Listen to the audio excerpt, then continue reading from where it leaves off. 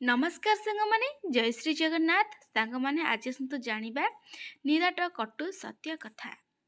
कर्म को डरंतु सांगमाने ईश्वर को नुहे कहीं ना ईश्वर क्षमा कर दे थांते किंतु कर्म नुहे अटल सत्य कथा। जेमिति गोठरू अलगा हो जाइथिबा बाछुरी ता माँ को खोजी पाई जाय थाए ठीक सही परी कर्म निज कर्ता को खोजिकी पाई जाय थाए। सेथिलागि कर्म ठीक करंतु। ଜୀବନରେ ସର୍ବଦା ଗୋଟେ କଥା ମନେ ରଖିଥାନ୍ତୁ, ସୁନ୍ଦରତା ଆକର୍ଷିତ କରିପାରିଥାଏ କିନ୍ତୁ ପୂଜା ତ ଚରିତ୍ରର କରାଯାଇଥାଏ। ଧ୍ୟାନ ରଖନ୍ତୁ ଆଜ୍ଞା, ଆଖି ସଂସାର ସବୁ ଜିନିଷକୁ ଦେଖିପାରିଥାଏ କିନ୍ତୁ ଯଦି ଆଖି ଭିତରକୁ କିଛି ଚାଲିଯାଏ ତ ତାକୁ ଦେଖି ହୋଇନଥାଏ।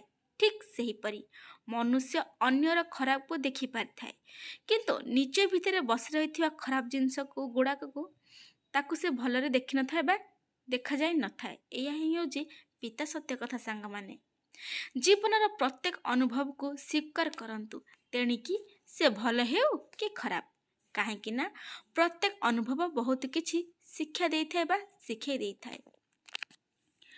ଗୋଟେ କଥା ଧ୍ୟାନ ରଖିଥାନ୍ତୁ ଆଜ୍ଞା, ଖରାପ ସମୟରେ ସମସ୍ତଙ୍କର ଅସଲି ରଙ୍ଗ ଦେଖାଯାଇଥାଏ। ଦିନର ଆଲୋକରେ ପାଣି ମଧ୍ୟ ରୂପା ହୋଇଯାଇଥାଏ ବା ଦେଖାଯାଇଥାଏ। ମନେ ରଖନ୍ତୁ ଆଜ୍ଞା, ସମ୍ମାନ ଗୋଟେ ବ୍ୟକ୍ତି ପାଇଁ ହୋଇନଥାଏ, ଏହା ତାର ରୋଜଗାରକୁ ନେଇକି ହୋଇଥାଏ। ଏହା ହିଁ ହେଉଛି ପିତା ସତ୍ୟ କଥା।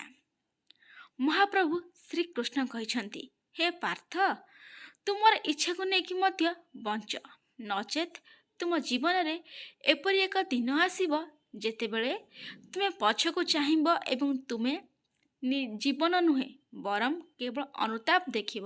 ସେଥିଲାଗି ନିଜ ହିସାବରେ ବି ଟିକେ ବଞ୍ଚନ୍ତୁ। ସମ୍ପର୍କ ଏବଂ ରାସ୍ତା ମଧ୍ୟରେ ଏକ ଅଜବ ସମ୍ପର୍କ ଅଛି। କେତେବେଳେ ସମ୍ପର୍କ ମାଧ୍ୟମରେ ରାସ୍ତା ମିଳିଥାଏ ଏବଂ କେତେବେଳେ ରାସ୍ତା ମାଧ୍ୟମରେ ସମ୍ପର୍କ ଗଢ଼ି ହୋଇଯାଇଥାଏ। ତେଣୁ ଆଗକୁ ବଢ଼ନ୍ତୁ ଏବଂ ସମ୍ପର୍କ ବଜାୟ ରଖନ୍ତୁ। ଖୁସି ଚନ୍ଦନ ଭଳି ଯଦି ଆପଣ ଏହାକୁ ଅନ୍ୟ କାହାର କପାଳରେ ଲଗାନ୍ତି, ତେବେ ଆପଣଙ୍କ ଆଙ୍ଗୁଠିରୁ ମଧ୍ୟ ସୁଗନ୍ଧ ଆସିବା ଆରମ୍ଭ ହୁଏ।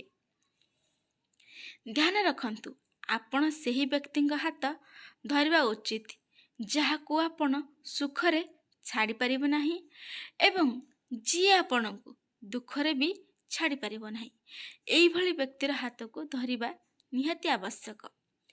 ମନେ ରଖନ୍ତୁ, ଯେଉଁମାନେ ଜାଣିନାହାନ୍ତି ସେମାନଙ୍କ ନିକଟରେ ଅଭିଯୋଗ କରିବା ବୃଥା ହିଁ ବୃଥା ହୋଇଥାଏ।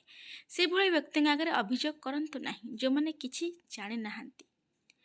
ମନେ ରଖନ୍ତୁ, ଅତ୍ୟଧିକ ନିର୍ଭରଶୀଳତା ଏବଂ ଅତ୍ୟଧିକ ସାନ୍ତ୍ୱନା ଜଣେ ବ୍ୟକ୍ତିକୁ ବିକଳାଙ୍ଗ କରିଥାଏ।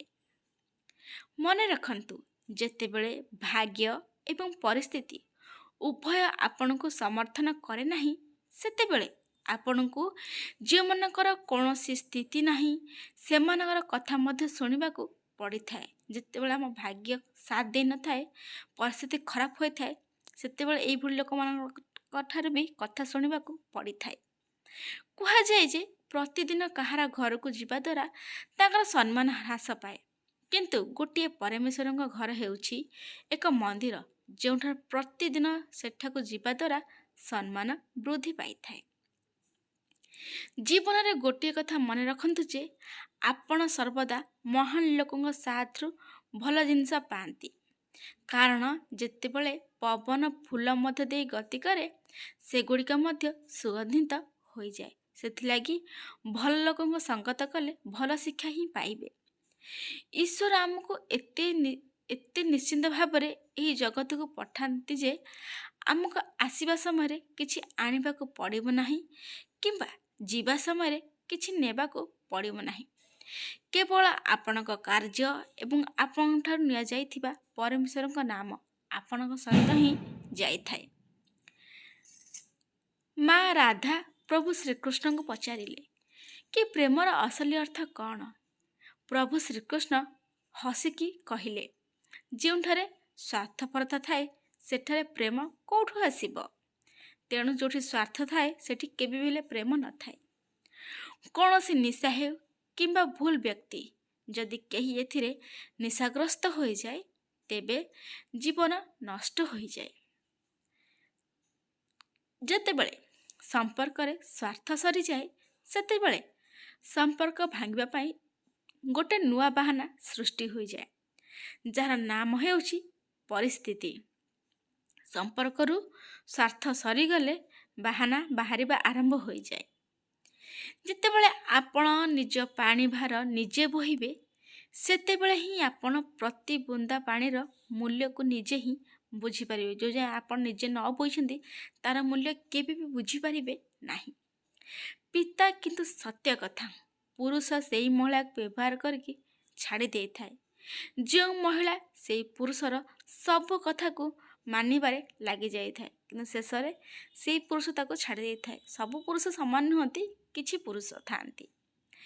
ଯେଉଁ ପୁରୁଷ ପ୍ରାୟତଃ ଜଣେ ମହିଳାଙ୍କୁ ଦୁର୍ବଳ ମନେ କରେ, ଯେ କେବଳ ତାଙ୍କ ପ୍ରେମ ଦେଖିଛି, ତାର ଘୃଣା ଦେଖିବା ପାଇଁ ଚେଷ୍ଟା କରନ୍ତୁ। ନିଜକୁ ସେତିକି ସମର୍ପିତ କରନ୍ତୁ ଯେତିକି ସେ ସମ୍ଭାଳି ପାରିବେ। ଆଜିର ଜମାନାରେ ନିଃସ୍ୱାର୍ଥ ମନରେ କରୁଥିବା ପ୍ରେମକୁ ଲୋକଙ୍କୁ ଛଳନା ବୋଲି ଲାଗିଥାଏ। ସତ କଥା ସାଙ୍ଗମାନେ, କେହି ବୁଝିନଥାନ୍ତି ଆଜିକା ଜମାନାର ନିଃସ୍ୱାର୍ଥପର ଭଲ ପାଇବାକୁ। ସମ୍ପର୍କ ଯାହା ବି ହେଉନା କାହିଁକି, ଯେଉଁ ଦିନ ଯିଏ କହିଦିଏ କି ସମୟ ମିଳୁନାହିଁ ବୋଲି, ସେଦିନଠୁ ବୁଝିଯିବା କଥା କି ସମ୍ପର୍କ ସରିବାର ସମୟ ଆସିଗଲା। ଏକ ସମ୍ପର୍କ ବଜାୟ ରଖିବା ପାଇଁ ହେଲେ ସମୟ ନୁହେଁ, ବରଂ ନିଜର ଇଚ୍ଛା ବି ଆବଶ୍ୟକ ହୋଇଥାଏ। ନିଜର ଇଚ୍ଛା ଦ୍ୱାରା ହିଁ ସବୁ ଜିନିଷ ହୋଇପାରିଥାଏ। ଜଣେ ପୁରୁଷର ପୁରୁଷତ୍ୱର ସବୁଠାରୁ ବଡ଼ ଉଦାହରଣ ହେଉଛି ଯେ ତାଙ୍କ ହେତୁ କୌଣସି ମହିଳାଙ୍କ ଆଖିରେ ଲୁହ ରହିବା ଉଚିତ ନୁହେଁ ବା ଲୁହ ଆସିବା ଉଚିତ ନୁହେଁ ଏବଂ ତାଙ୍କ ସମ୍ମାନ ପ୍ରଭାବିତ ହେବା ମଧ୍ୟ ଉଚିତ ନୁହେଁ। ଯେତେବେଳେ ସ୍ୱାମୀଙ୍କ ପ୍ରତାରଣା ହେତୁ ପତ୍ନୀ ନିଜ ସ୍ୱାମୀ ପ୍ରତି ଥିବା ପ୍ରେମ ହରାନ୍ତି, ତେବେ ବୁଝିଯାଆନ୍ତୁ ଯେ ସ୍ୱାମୀଙ୍କ ବିନାଶ ଆରମ୍ଭ ହୋଇଯାଇଛି। ଏହା କାହା ଦ୍ୱାରା ଭଲ ଭାବରେ କୁହାଯାଇଅଛି ଯେ କାହାକୁ ଦେଖି ଖୁସି ହେବା ଯାହାକୁ ଆପଣ ପାଇପାରିବେ ନାହିଁ, କାହାକୁ ଦେଖି ଖୁସି ହେବା ଯାହାକୁ ଆପଣ ପାଇପାରିବେ ନାହିଁ, ଇଏ ବି ପ୍ରେମ ହୋଇଥାଏ। ସତରେ ସାଙ୍ଗମାନେ, ଯେଉଁଟାକୁ ଆପଣ ପାଇପାରିବେ ନାହିଁ ତାକୁ ମଧ୍ୟ ଦେଖି ଆପଣ ଖୁସି ହେବେ, ଏଇଟା ବି ଗୋଟେ ଭଲ ପାଇବା ହୋଇଥାଏ। କେତେ ଭଲ ଲାଗିଥାଏ ନା ଏହା ଶୁଣିବା ପାଇଁ କି ଯେତେ ବ୍ୟସ୍ତ ରହିଲେ ମଧ୍ୟ ଏହା କହିଥାନ୍ତି କି ତୁମଠୁ ଅଧିକ ମୋ ପାଇଁ କିଛି ବି ଜରୁରୀ ନୁହେଁ। ଆଜିକାଲି ବ୍ୟସ୍ତ ଦୁନିଆରେ ଯଦି ଆପଣଙ୍କ ପାଖରେ ଏମିତି କେହି ଅଛନ୍ତି ତାଙ୍କୁ ସମ୍ଭାଳିକି ରଖନ୍ତୁ, କାରଣ ଏହିଭଳି ଉପହାର ଭଗବାନ ସବୁବେଳେ ଦିଅନ୍ତିନି କି ବାରମ୍ବାର ମଧ୍ୟ ମିଳିନଥାଏ। ଯେଉଁ ସ୍ତ୍ରୀ ଅତ୍ୟନ୍ତ ପ୍ରସନ୍ନ, କୌଣସି ପୁରୁଷ ପ୍ରେମରେ ସିଏ ଭାଗ୍ୟଶାଳୀ, କାହିଁକି ନା ତାଙ୍କ ପୁରୁଷ ତାଙ୍କ ପାଇଁ ପୁରା ସମର୍ପିତ। ସ୍ତ୍ରୀର ଚେହେରାରେ ଚମକ କହିଦେଇଥାଏ କି ତାଙ୍କ ପ୍ରେମର ଦୁନିଆ କେମିତି ବୋଲି। ଏମିତି ନୂଆ ନୂଆ ଭିଡ଼ିଓ ଦେଖିବା ପାଇଁ ସାଙ୍ଗମାନେ ଚ୍ୟାନେଲକୁ ସବସ୍କ୍ରାଇବ୍ କରିଦିଅନ୍ତୁ ଏବଂ ଲାଇକ୍ କମେଣ୍ଟ ସେୟାର ବି କରନ୍ତୁ। ସମ୍ପୂର୍ଣ୍ଣ ଭିଡ଼ିଓ ଦେଖିଥିବାରୁ ଆପଣଙ୍କୁ ବହୁତ ବହୁତ ଧନ୍ୟବାଦ। ଆଜି ପାଇଁ ରହୁଛି ସାଙ୍ଗମାନେ, ଜୟ ଶ୍ରୀ ଜଗନ୍ନାଥ।